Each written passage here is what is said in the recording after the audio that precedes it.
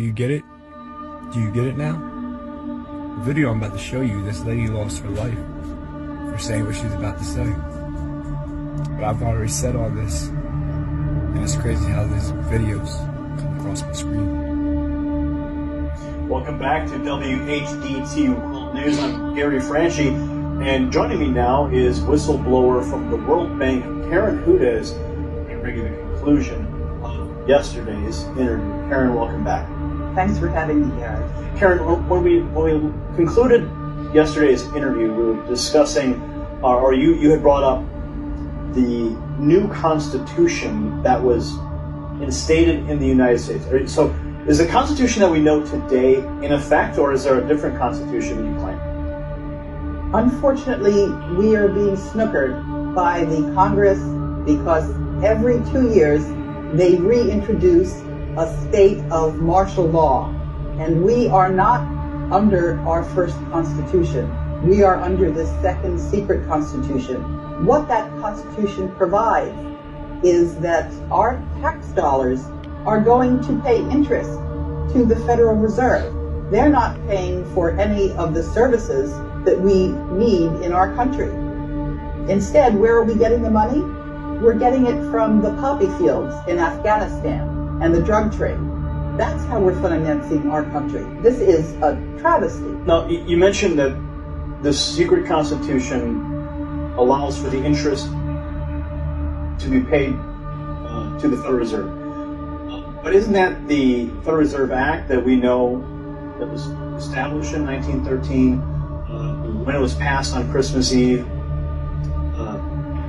So where does that law fall into place? You'll remember that President Lincoln was assassinated by a Jesuit. That was in order to prevent the greenback dollars that Lincoln had issued directly by the Treasury Department. And so what happened was the bank of that day was then able to continue to earn interest on the currency of the United States. That was why he was assassinated.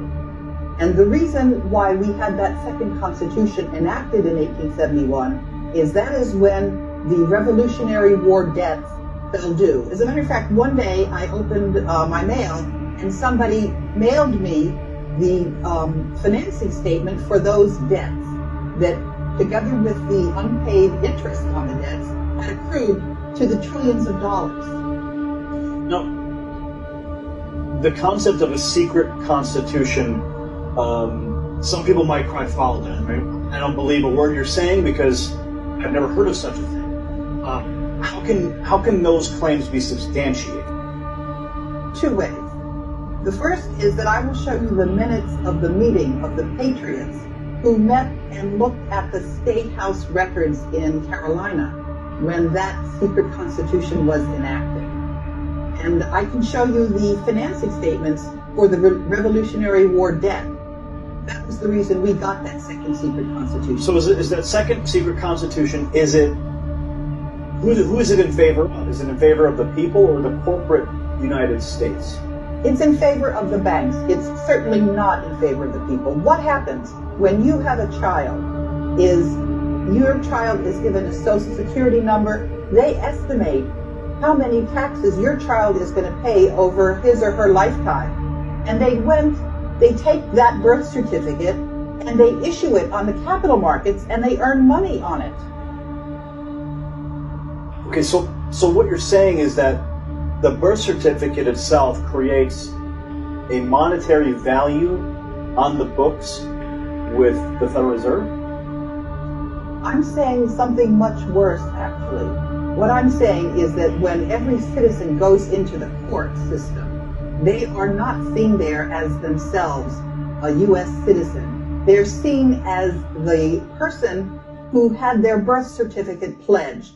You're there as a debtor. You're not there as a citizen. So, because of the national debt, are you saying that Americans they're just born into debt and there's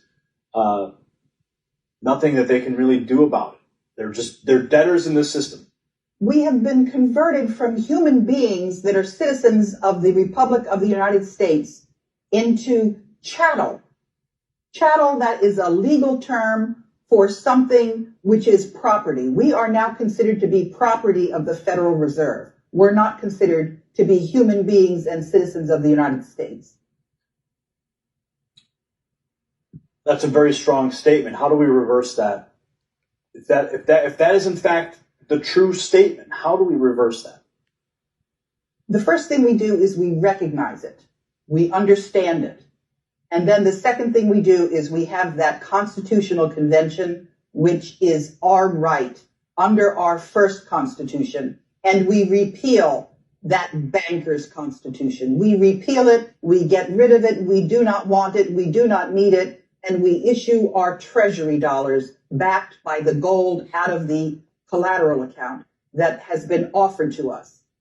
Some people are very concerned about an Article 5 convention wherein you may have powers, money powers, that could inject themselves into that convention process where the Constitution is rewritten. A lot of people are very concerned that some of the very basic rights that are instilled and enshrined in the Bill of Rights would then be evaporated. Maybe the freedom of the press would be changed to only specific sanctioned outlets can speak freely, or even the Second Amendment would have to be rewritten to only allow certain people to carry firearms to protect others. So there's a lot of people who do have valid concerns with an Article 5 convention. Do you share those concerns? I say that that is a very good proof to me of just how corrupted our media is. Because if we had a true media that was representing the interests of the citizens, they would know that that is not a concern whatsoever. Because what happens out of that convention is simply recommendations, which have to be voted up or down by 3/4 of the state legislatures.